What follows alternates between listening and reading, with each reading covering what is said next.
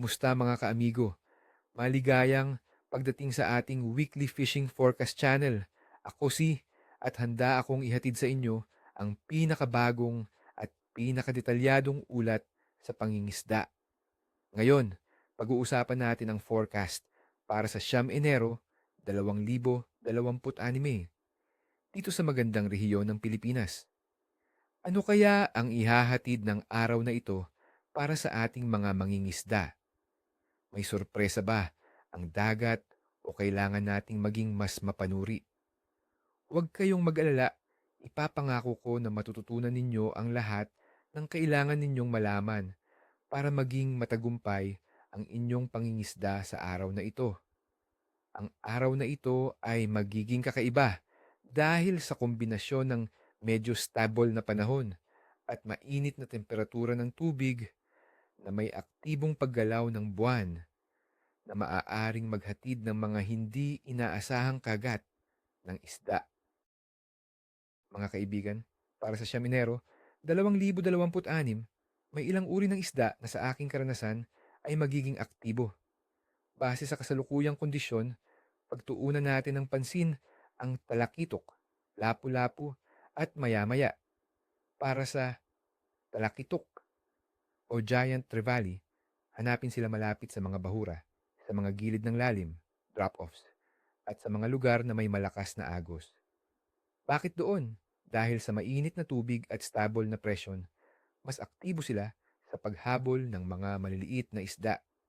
Tandaan, Enero ang peak spawning season ng mga maliliit na pelagic fish tulad ng sardinas na siyang paboritong pagkain ng talakitok. Kaya asahan ang mas agresibong paghahanap nila ng pagkain. Ang pinakamainam na gamitin ay mga poppers o stick baits para sa top water action sa madaling araw o hapon. O kaya naman ay heavy jigs kung gusto mong targetin ang mga nasa lalim. Next, ang ating paboritong lapu-lapu wi o grouper. Sila ay matatagpuan sa mga mabatong ilalim, mga bahura ng korales, at mga lumubog na barko o istruktura. Sa init ng tubig ngayon, siguradong abala sila sa paghahanap ng makakain sa kanilang mga paboritong tirahan. Subukan ang leaf bite tulad ng maliliit na isda o pusit o kaya naman ay cut bite gamit ang bottom rigs. Ang soft plastics ay epektibo rin kung ikaw ay magjajig sa paligid ng mga istruktura. At syempre, hindi mawawala ang maya-maya or snapper. Hanapin sila malapit sa mga bahura at sa mabuhanging bahagi na katabi ng mga istruktura. Madalas din silang nasa mas malalim na bahagi sa araw. Ang kanilang pagiging aktibo ay suportado ng mainit na temperatura ng tubig. Gamitin ang sariwang patay na pain tulad ng hipon, pusit, o maliliit na isda. Ang maliliit na jigs at soft plastics ay maaari ding maging epektibo, lalo na kung ikaw ay nagta-target ng mas malalaking isda. Ngayon, dumako tayo sa pagsusuri ng mga kondisyon na nakakaapekto sa kagat ng isda. Panahon. Para sa Siaminero 2026, ang temperatura ng hangin ay aabot sa 26 hanggang 28 degrees Celsius sa araw at bababa sa 22 hanggang 24 na degrees Celsius sa gabi. Ang atmospheric pressure ay mananatiling stable, nasa 1,006 hanggang 1,008 hectopascals. Ang hangin ay mahina hanggang katamtaman mula sa silangan o hilagang silangan na may bilis na 8 hanggang 12 kilometro kada oras.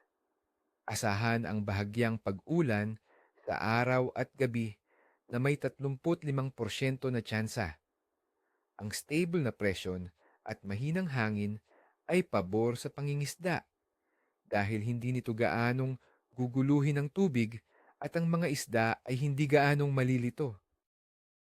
Ang bahagyang ulan ay maaaring magpalamig ng konti sa ibabaw ng tubig na pwedeng mag-trigger ng feeding frenzy lalo na para sa mga surface feeding fish. Temperatura ng tubig. Ang temperatura ng tubig dagat sa Pilipinas ngayong Enero ay nasa mainit na 27 hanggang 28 degrees Celsius. Ang ganitong temperatura ay perpekto para sa mga tropikal na isda na nagpapanatili sa kanilang aktibo at ganado sa pagkain. Sila ay mas komportable at hindi kailangang maghanap ng mas malalim o mas mainit na lugar para lamang mabuhay. Phase ng buwan. Sa Siaminero, 2026, ang buwan ay nasa waning gibbous phase na may mga 53.67% hanggang 61% na ilaw, at ito ay papunta sa last quarter sa 11 Enero. Ang buwan ay 21.8 araw na mula ng new moon. Ayon sa mga popular na paniniwala ng mga mangingisda, ang waning gibbous ay kadalasang nagbibigay ng magandang kagat ng isda, lalo na sa panahon ng pagbabago ng tides. May posibilidad din ng low ocean tide sa araw na ito. Ang pagbaba ng ilaw ng buwan ay maaaring maging dahilan para mas maging aktibo ang mga isda sa umaga o gabi habang naghahanda sila sa nalalapit na new moon. Pangkalahatang aktibidad ng isda. Enero ang peak spawning season para sa mga galunggong, sardinas at kabilya sa ilang rehiyon ng Pilipinas, kaya may mga closed fishing season na ipinapatupad.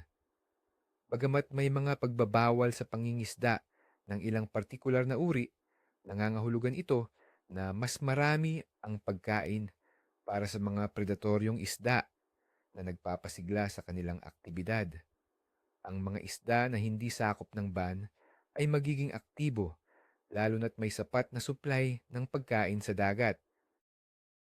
Sa pangkalahatan, mga kaamigo, ang forecast ng kagat ng isda para sa Enero 2026 ay mahusay. Ito ay dahil sa stable na panahon, mainit na temperatura ng tubig na nagpapanatili sa mga isda na aktibo, at ang saganang pagkain na dulot ng spawning season ng maliliit na isda. Kaya, asahan ang masaganang kagat, lalo na kung gagamitin natin ang mga tamang teknik at pain sa tamang lugar. Kaya mga amigo, ni isang buntot, ni isang kaliskis sa inyong pangingisda. Sana maging masaya at produktibo ang inyong araw sa dagat. Kung nagustuhan nyo ang video na ito at nakakuha kayo ng bagong kaalaman, huwag kalimutang mag-subscribe sa aking channel, i-like ang video na ito, at pindutin ang notification bell para updated kayo sa lahat ng ating mga fishing adventures at forecast. Ano ang inyong mga plano para sa Biyernes na ito? May mga natatanging paraan ba kayo ng pangingisda sa buwan ng Enero? Ibahagi ang inyong mga karanasan at katanungan sa comment section sa ibaba. Hanggang sa muli, at good vibes lang sa pangingisda.